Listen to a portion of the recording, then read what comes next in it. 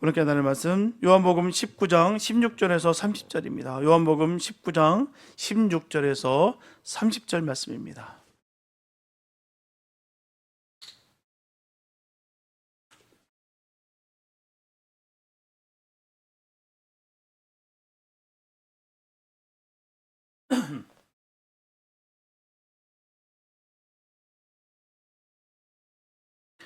요한복음 19장 16절에서 30절 말씀입니다. 주님의 귀한 말씀 우리 한 목소리로 함께 합독하시겠습니다. 시작.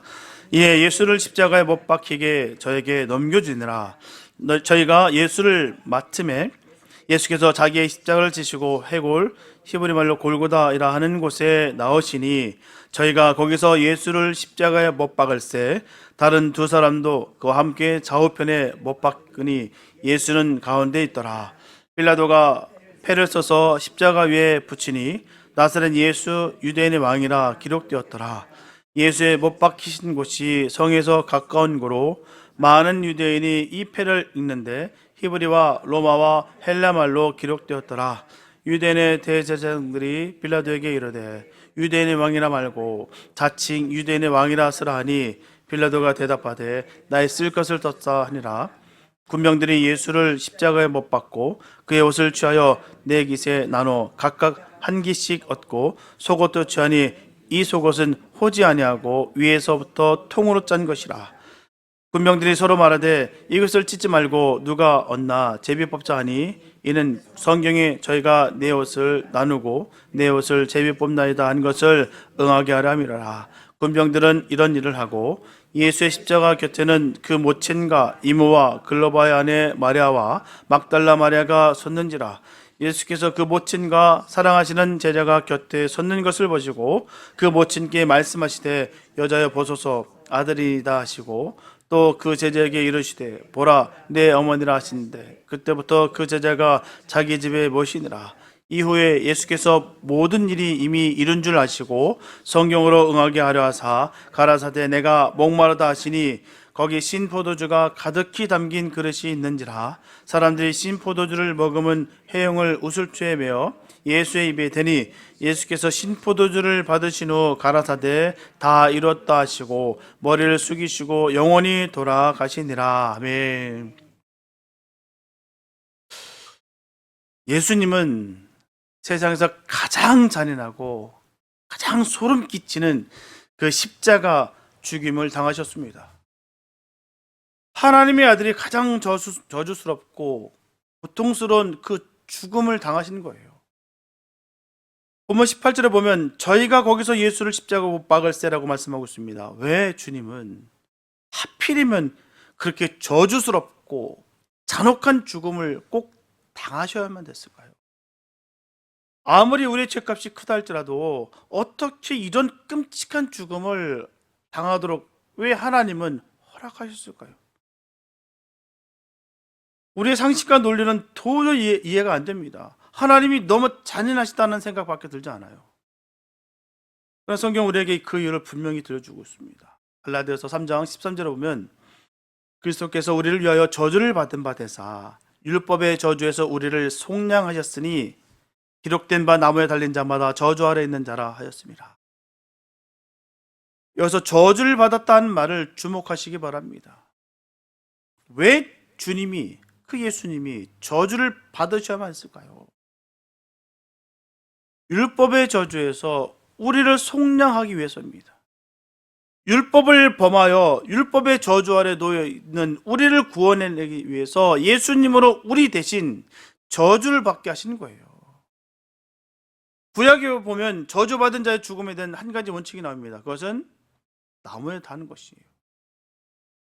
예수님은 우리가 율법을 어김으로 인해 받게 된 율법의 모든 저주를 한 몸에 다 짊어지시고 저주받은 자가 되셨어요. 저주받은 자로서 나무에 달려 죽으신 것입니다. 예수님이 십자가에서 죽임을 당할 수밖에 없었던 이유가 바로 여기 있는 거예요. 저는 성경에서 예수님이 십자가에 달리시는 장면을 읽을 때면 늘 대제사장들과 빌라도를 특별히 주목해 봅니다. 재판의 생명은 어떤 것이겠습니까? 공정성과 합법성이 있다는 거예요. 더욱이 한 사람의 생명을 끊는 이 사형을 선도하는 재판이라고 한다면 다른 어떤 재판보다도 공정하고 합법적이어야 마땅하다는 것입니다. 다시 말해서 죽일 만한 분명한 죄목이 있어야 되고요. 그 죄가 확실하게 입증이 되어야 되는 거예요. 예수님 받았던 재판에는 이와 같은 상식적인 요건들이 하나도 갖추지 않고 있다는 것입니다. 먼저 대제사장들을 보시기 바랍니다. 그들은요, 분명한 제목이 있고 분명한 증거가 있어서 예수님을 재판대에 세운 것이 아니에요. 오히려 그들은 예수님을 일단 잡아놓고는 그를 죽일 구실을 찾느라 밤새도록 법석을 떨었어요. 여러분, 이런 재판의 천에 어디 있겠습니까? 죽을 죄를 저질렀기 때문에 잡아와서 재판하는 것이 정상적인 것이겠죠. 정말 죽어 마땅한 죄를 졌기 때문에 심판받아야 되겠죠. 생사람을 끌어다 놓고서 그에게 무슨 죄목을 씌워 죽일 것이냐를 궁리하느라 밤새도록 법석을 떠는 그런 재판이 천하에 어디 있겠습니까? 말이 안 돼요.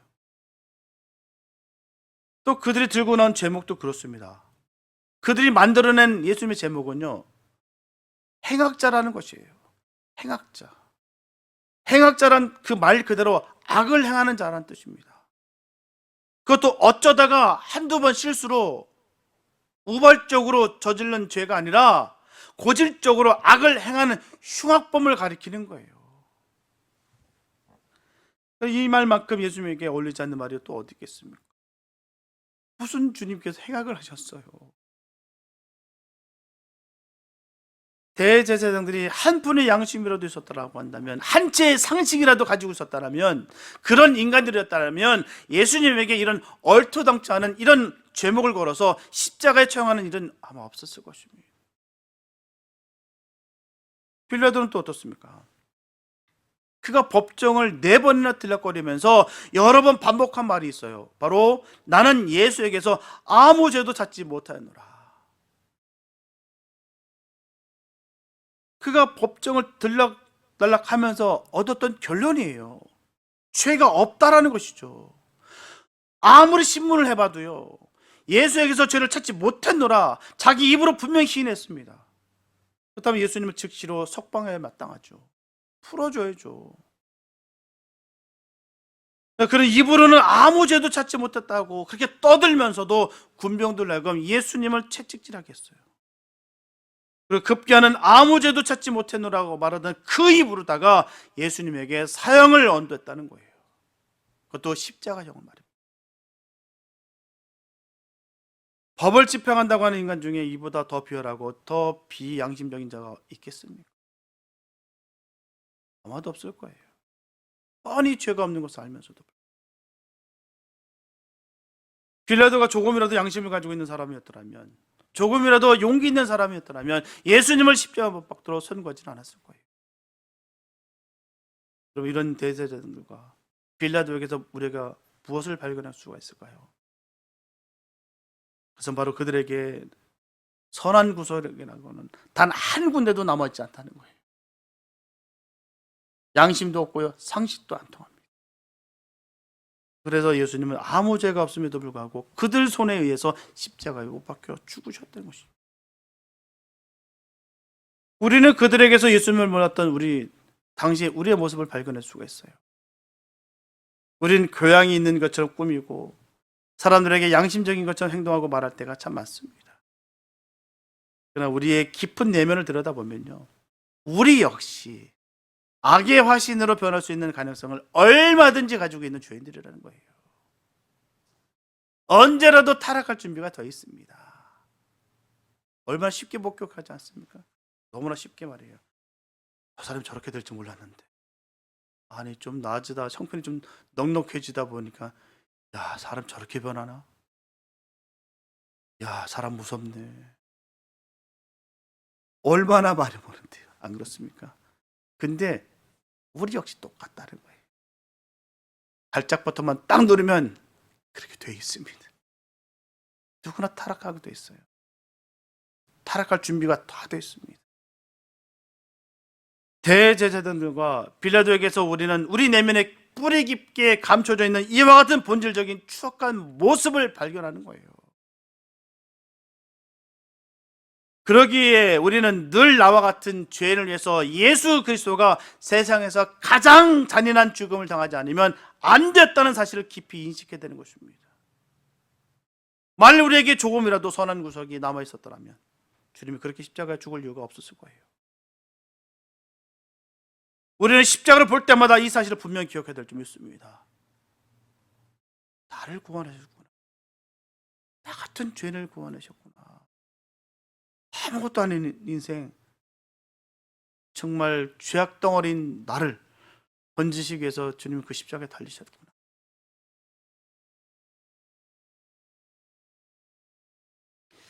저주스러운 십자가형이 확정되자 4명이 한 조를 이룬 로마 군인들이 예수님을 인계받았어요. 이 4명의 군인들은 예수님을 골고다까지 호송하고 거기서 십자가 형태의 예수를 못 박아 사형을 집행하는 책임을 진 사람들입니다. 그렇게 함으로써 그들이 기대할 수 있는 팁이 있다면 못 박힌 예수님의 그 옷을 나눠 가지는 거예요. 요즘이야 처형된 사람의 옷을 벗겨가지고 나눠 가진다는 건 정말 웃음거리가 아닐 수가 없겠어요. 그렇습니까? 사형수의 옷을 뺏어 입는다는 게 말이 됩니까? 대량 생산에 불가능해서 전적으로 수공업에 의존했던 그 당시는 이 옷을 만든다는 것은요 중요한 재산입니다. 한 벌의 옷은 참 귀한 것이었어요. 한 벌을 가지고 평생을 살 만큼 귀한 것이었기 때문에 그만큼 더 소중하게 여겨졌던 것입니다. 고대사의 전쟁 기록을 보게 되면요 양편이 서로 붙어서 싸워요. 이 편 아니면 저 편이 이깁니다. 그러면 이긴 편이 그 진 편에 있는 그 전사한 사람들의 옷을 다 벗겨갑니다. 피가 묻었든지 창에 구멍이 뚫려 상관없습니다. 벗겨가요. 모조리 옷은 다 벗겨갑니다. 전리품으로 들고 갔어요. 그만큼 귀하다는 것이죠. 예수님 당시 유대인 남성들의 정장은 보통 5가지로 이어져 있습니다. 머리에 쓴 터번과 신발, 속옷 한 벌, 외투 한 벌, 또 허리띠가 그것이에요. 4사람의 군인은 예수님을 십자가 못 박고 나서 예수님의 옷을 다 서로 나누기 시작합니다. 외투같이 좀 더 중요한 것은 계급이 높은 사람이 차지했을 것입니다. 신발 같은 것은 아마 낮은 사람에게 돌아갔겠죠. 이게 서로가 한 가지씩 나눠 보니 하나가 남습니다. 바로 속옷이에요. 물론 속옷이라고 해서 요즘 속옷 같은 것이 아닙니다. 무릎까지 혹은 발꿈치까지 오는 통으로 짠 것이었어요. 통으로 짠 옷이기 때문에 4조각을 나누게 되면 이 걸레만도 못합니다. 쓸 게 없어요. 그러니 그들 중에 한 사람 제외합니다. 이것을 나누지 말고 제비 뽑아 한 사람에게 몰아주자. 그들은 제 제의를 좋게 여겨서 제비를 뽑았어요. 상상해 보시기 바랍니다. 예수님이 십자가에 못 박힌 지 아직 10여 분 채 되지 않았어요. 그리고 그 고통은 너무너무 심했을 거예요. 그런데 찢어진 손발에서 핏방울이 뚝뚝 떨어지고 있고요. 십자가에서 기둥에 그 핏물이 흘러내리는 바로 그 발꿈치에서 로마 군인 넷이서 예수님의 옷을 놓고서 이것이 내 것이고 내 것이 내 것이다. 옷을 나누고 심지어 그 남은 속옷까지라도 누가 차지할까는 것을 보고서 내기하고 있어요. 제비를 뽑고 있습니다. 물론 다윗이 시편 22편 18절에서 이미 하나님의 아들이 십자가에 못 박혀 처형될 때 십자가 아래서 이런 어처구니 없는 일이 있을 것이다 라고 예언한 바 있긴 하겠지만 그래도 너무나 기가 막힌 이야기 아닐 수가 없어요. 지금 사형이 집행되고 있고 지금 극심한 고통 속에서 처절하게 지금 죽어가는 그 사형수 앞에서 이것을 나누고 있는 그 모습이 얼마나 구차해 보이는지 모르겠습니다. 근데 주님은 하나님의 아들이 인 것을 이곳에서도 그대로 보여주고 있어요. 그들을 그 처참한 죽음 앞에서 옷까지 하나라도 더 차지하려고 지금 눈을 부르키면서 신경을 곤두세우는 그 4명의 군인들 앞에서 주님은 뭐라고 기도하십니까? 아버지요, 저희를 사하여 주옵소서. 자기 하는 것을 알지 못합니다. 정말 지독한 사랑 아니겠습니까? 웬만큼 견딜만 하니까 이 말씀 하셨겠지. 아니죠. 우리 똑같은 육신을 입고 계신 그 주님께서 그 모든 그 고통을 고스란히 당하시면서 죽어가면서 하시는 그 기도가 이런 기도였다는 거예요. 저것들 내가 꼭 기억하리라. 싹 쓸어버리지 내가.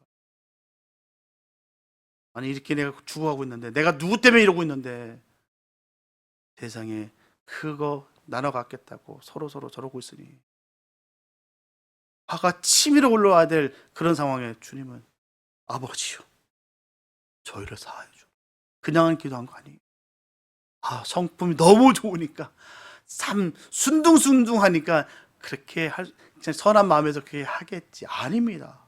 우리 이걸 알아야 돼요. 지금 주님께서는 극심하게 이 모든 통증과 죽음의 고통이 지금 관통되고 있다는 사실이에요. 그런 상황 속에서 아버지요, 저희를 사하여 달라는 거예요. 왜요? 자기 하는 것을 알지 못한다. 그렇습니다. 로마 군인들의 마음은 칠흑 같은 무지의 어둠으로 뒤덮여 있었어요. 그들은 자기들이 십자가 못 박은 분이 누군지, 또 그분이 왜 죽어야 되는지 알지 못합니다. 아니요, 관심조차 없어요. 자기들과는 아무런 상관이 없는 일로 생각하는 거예요. 저주스러운 무관심이 그들의 마음을 온통 사로잡고 있었습니다. 오직 남아있는 것은 무력이요, 다른 사람보다도 하나라도 더 얻는 것, 다른 사람보다 한 발이라도 더 앞서는 것, 내가 더 잘 사는 것, 이것 말고는 아무것도 관심이 없었어요. 여러분, 이 로마 군인들에게서 우리가 예수님을 몰랐을 때의 모습을 발견하지 않습니까? 우리가 예수님 몰랐을 때, 하나님이 계시는 것도 인정하지 않으려고 했을 때, 내가 죄인이라는 것을 추워도 긍정하고 싶은 마음이 없었을 그때, 우리의 관심이 무엇이 있었습니까? 남보다 하나라도 더 소유하는 것이었을 거예요. 남보다 조금이라도 앞서는 것이었을 것입니다. 십자가가 도대체 우리와 무슨 상관이 있었습니까? 우리 로마 군인의 모습에서 우리 자신의 모습을 발견할 수 있는, 우리가 이렇게 소망 없을 만큼 악했기 때문에 예수님은 십자가에서 그 고결한 피를 흘리면서 죽으셔야만 했던 것이죠. 우리예요, 우리. 그 로마 군인들이요, 다른 사람 아닙니다. 난 그렇게까지 아니야. 난 내가 아무리 그래도 그건 아닌데, 그건 선 넘는 것이지. 난 그 정도까지는 아니요. 충분히 우리도 그럴 수 있어요. 그러고도 남습니다. 예수를 모르면 그렇게 돼요. 예수를 믿는다고 하면서도 그 모습이 튀어나오니까 우리가 걱정스럽고 밖에요. 우리 주님께서 얼마나 슬퍼하시겠습니까? 믿는다고 하는데도 불구하고 그렇게 살고 있습니다.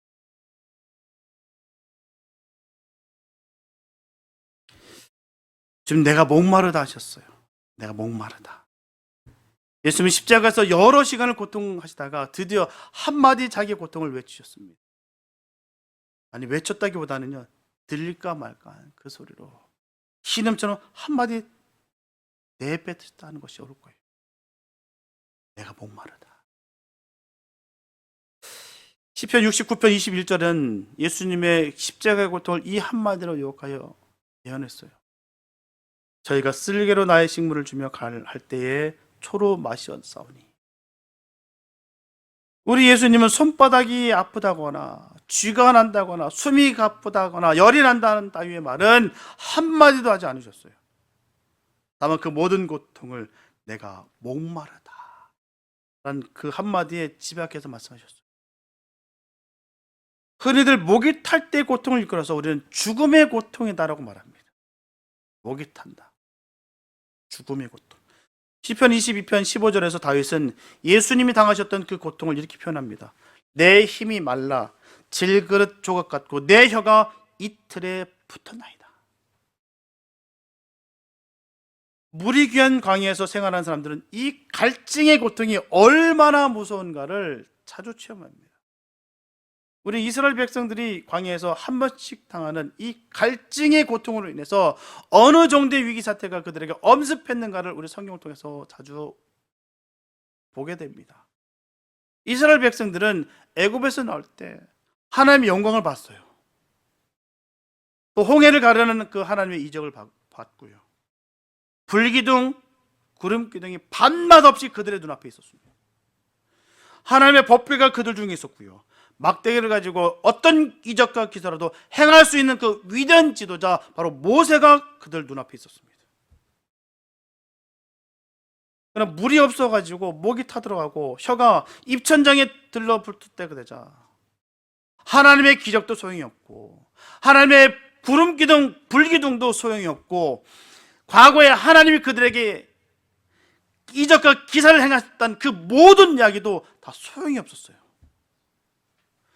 그들을 진정시킬 만한 그 어떤 것도 없었습니다.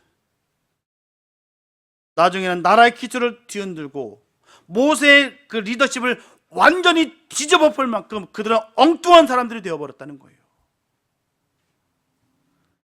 참 목이 마른 고통은 그만큼 무서운 것입니다. 수많은 기적을 받고 하나님 살아계신 걸 알고 깨닫고 느꼈고 알지만 목이 마르니까 크게 보이지가 않는 거예요.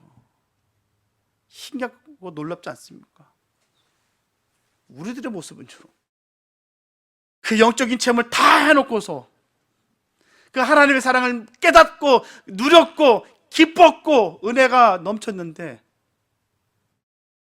고통이 임하면 싹 다 까먹어요.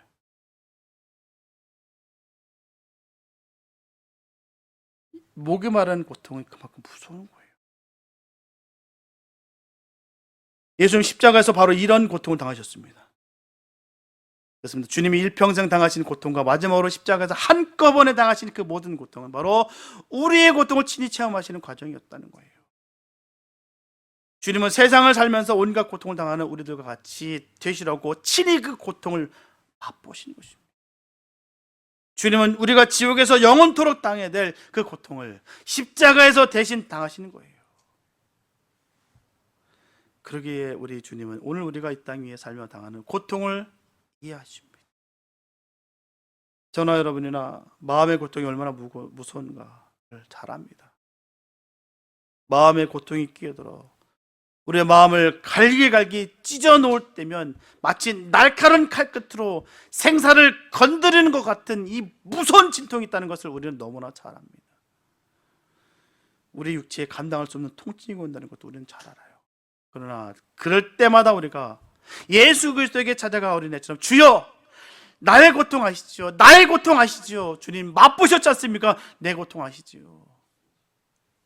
도와주세요. 기도하면 놀라운 일들이 일어납니다.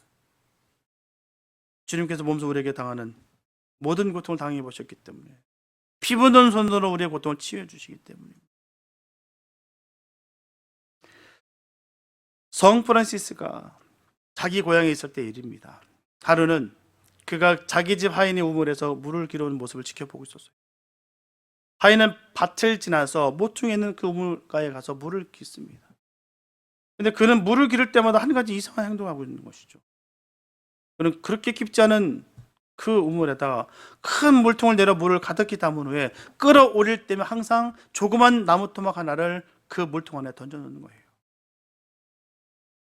성 프란시스는 참 신기하다 싶어 그 하인에게 그 이유를 물어봅니다. 왜 물을 길어 올릴 때마다 물통 속에 나무 조각을 집어넣어 끌어올리느냐? 그랬더니 그 하인은 대답하기를 물을 퍼올릴 때 나무 조각을 물통 안에 넣으면 물이 요동치 않게 되어 물이 밖으로 흘러넘치는 것을 최대한 막을 수가 있습니다. 그래서 가능한 많은 물을 길어 올릴 수 있는 것이죠. 나무 토막을 안 넣으면 물이 제 마음대로 출렁거려서 나중에 보면 반통밖에 안 될 때가 많거든요. 하인의 설명을 들은 성 프란시스는 크게 깨달은 바가 있어서 자기 친구에게 이런 내용의 편지를 썼다고 합니다. 우리는 얼마나 자주 흔들리는 마음에 물통을 가지고 있는가. 두려움으로 흔들리는 마음, 고통으로 심하게 요동하는 마음, 절망으로 부서지는 마음, 이것은 마치 심하게 흔들리고 출렁거리는 물통과 같은 것이지. 그러나 거기에 십자가라는 막대기를 던져보게. 마음이 공포로 짓눌리고 요동할 때는 십자가를 붙들라는 말이에요. 예수 그리스도의 십자가에 기다라는 말입니다. 십자가의 주님을 바라보라는 말이에요. 그 이유가 무엇이겠습니까? 십자가의 주님은 그 목마름의 고통을 맛보신 분이시기 때문에 우리가 그를 바라볼 때마다 우리를 도우시고 우리의 고통을 함께 져주시기 때문이에요. 십자가에 달리신 지 약 6시간이 지나갈 무렵 예수님은 또 한 번 짧은 한마디를 외치십니다. 다 이루었다. 그리고는 마지막 숨을 거두셨어요. 마태나 마가는 크게 소리 지르고 운명하셨다고만 기록되어 있지 소리 지르는 내용이 무엇인지 분명히 말하지 않고 있습니다. 요한은 크게 소리 지르는 내용이 바로 다 이뤘다는 말씀이라는 것을 분명히 기록하고 있어요. 어떻게 요한이 그렇게 생생하게 기록할 수 있을까요? 오늘 우리가 읽은 본문을 보면 그 이유를 어느 정도 알 수가 있습니다.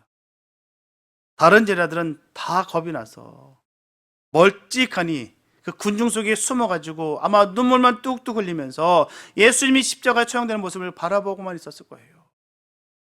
행여나 자기도 연루돼서 저렇게 될까 겁나서 숨어서 다 가리고. 요한은 대담하게도 십자가에 못 박히는 주님 바로 곁에 있었어요. 예수님의 어머니 마리아와 막달라 마리아와 요한나와 함께 핏물이 뚝뚝 떨어지고 신음하시는 주님의 그 음성이 귀에 들어오는 그 가까운 거리에 있었다는 거예요. 그렇기 때문에 주님이 마지막 호흡을 가다듬어 다 이뤘다고 말씀하신 그 음성을 들을 수가 있었다는 것입니다. 6, 7시간을 진액이 빠지도록 고통과 싸우고 이제 초죽음이 돼서 이제 마지막 호흡을 몰아쉬기 직전에 처한 사람이 소리를 지르면 얼마나 크게 질렀겠습니까? 질러봐야 주변 사람들이 깜짝 놀랄 만큼 소리를 크게 질렀을까요? 절대 그렇지 않습니다. 예수님이 가까이 있던 요한은 그 소리를 분명히 알아들었다는 거예요. 마지막으로 힘을 다하여 말씀하신 한마디 말씀에는 굉장히 힘이 있는 거예요. 그 마지막 외치는 그 한마디 말입니다. 우리가 세상을 살 때 보면 한마디의 말이 모든지를 대변할 때가 참 있습니다. 간결한 문장 하나가 어떤 사상을 전부 함축할 때가 자주 있는 것이죠. 이런 말들은 사람을 움직이고 역사를 흔들어 놓을 정도로 굉장한 힘이 있습니다. 다 이뤘다. 이 하시는 말씀 역시 마찬가지예요. 이 말은 짧은 한마디지만 그 안에 엄청난 하나님의 진리가 다 들어있어요. 그 높이나 깊이를 우리는 도무지 파악할 수가 없습니다. 어떤 면에서는 창세기서부터 요한계시록에까지 모든 내용이 그 속에 다 들어있는지 모릅니다. 십자가 주변에 있던 사람들에게 이 한마디는 죽어가는 사람이 마지막으로 지르는 외마디 비명처럼 들렸을 몰라요. 세상 사람들이 들렸을 때 말입니다. 한 맺힌 절규처럼 들렸을지도 몰라요. 고통스러우니까 저렇구나. 그러나 예수님에게 있어서 그것은 승리의 외침이었습니다. 내가 이겼노라, 나는 해냈노라, 드디어 나는 완주했노라 하는 승리의 외침이었습니다. 십자가의 길은 알고는 감히 발을 들어놓을 수 없는 길이에요. 알고는 못 갑니다. 십자가의 길은 그런 길이에요. 알고는 못 가요. 제정신은 못 갑니다. 마태복음 26장 39절에 보면 내 아버지여 만일 할만하시거든 이 잔을 내게서 지나가게 하옵소서라고 말씀하고 있어요. 십자가의 길은 예수님조차도 피땀을 쏟으며 고민하셨을 정도로 발을 들어놓기 힘든 길이었다는 것이죠. 누가 쉽다고 얘기해요? 좁은 길이 십자가의 길이 누가 쉽다고 말합니까? 예수님께서도 피를 쏟으셨는데 주님은 십자가를 가는 것만이 하나님이 원하시는 뜻이라는 것을 분명히 알고 있었기 때문에 그 길을 향해서 묵묵히 발을 옮겨 놓으셨다는 것이죠. 주님은 십자가에서 여러 시간을 고생하시다가 이제 하나님 앞에 갈 시간이 다 되었다는 것을 본능적으로 느끼셨어요. 그때 주님의 마음에는 놀라운 기쁨이 솟구쳐 올랐을 것입니다. 다 해냈구나. 드디어 해냈구나. 다 이뤘다라는 외침 속에는 이런 기쁨이 들어있었어요. 그냥 하는 거 아닙니다. 이 말이 이상하게 들을지 모르겠지만 예수님에게는 분명 그런 기쁨이 있었어요. 예수님에게 가장 큰 기쁨은 바로 하나님의 뜻을 행하는 것이었어요. 우리도 이런 기쁨이 있기를 바랍니다. 하나님의 뜻을 이루어드리는 가운데 기쁨이 있기를 바랍니다. 요한복음 15장 11절에서 예수님은 십자가를 지기 몇 시간 전에도 자기 마음에 기쁨이 있다라고 제자들에게 고백했어요. 내가 이것을 너에게 이름은 내 기쁨이 너희 안에 있어 너희 기쁨을 충만하게 하려 함이니라. 십자가 처형을 눈앞에 둔 사람에게 무슨 기쁨이 있겠습니까? 그러나 예수님에게는 기쁨이 있었어요. 그것은 하나님의 뜻을 행하는 자만이 아는 기쁨이었다는 거예요. 십자가를 지기 전에도 마음속에 이 기쁨이 있었지만 이제 십자가의 고통이 거의 막바지에 이른 순간에도 자기가 그렇게 피 흘려 죽음으로써 전 인류가 구원받을 수 있는 길이 활짝 열리게 됐다는 것에 그의 마음속에 기쁨이 솟았다는 거예요. 다 이뤘다는 말에는 그런 뜻이 있는 거예요. 그냥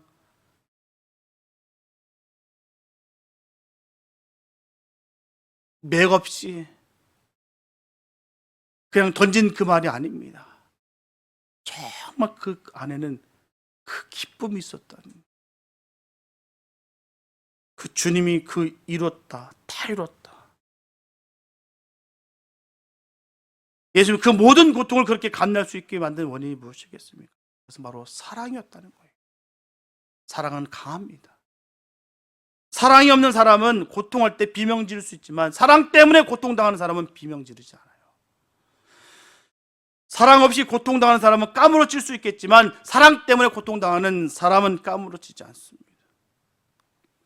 그렇습니다. 예수님은 십자가를 통해 하나님의 이 놀라운 사랑을 우리에게 알려주시는데 성공하시는 거예요.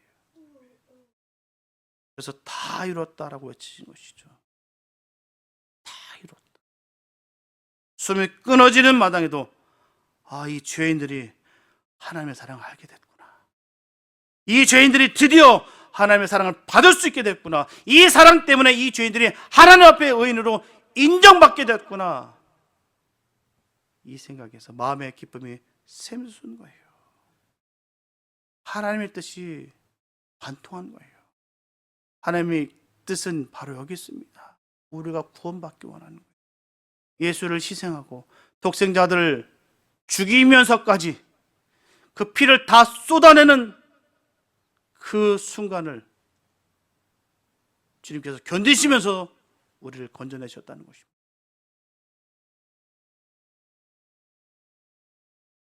주님은 이 모든 것을 견디셨어요. 그리고 하신 말씀이 다 이루었다.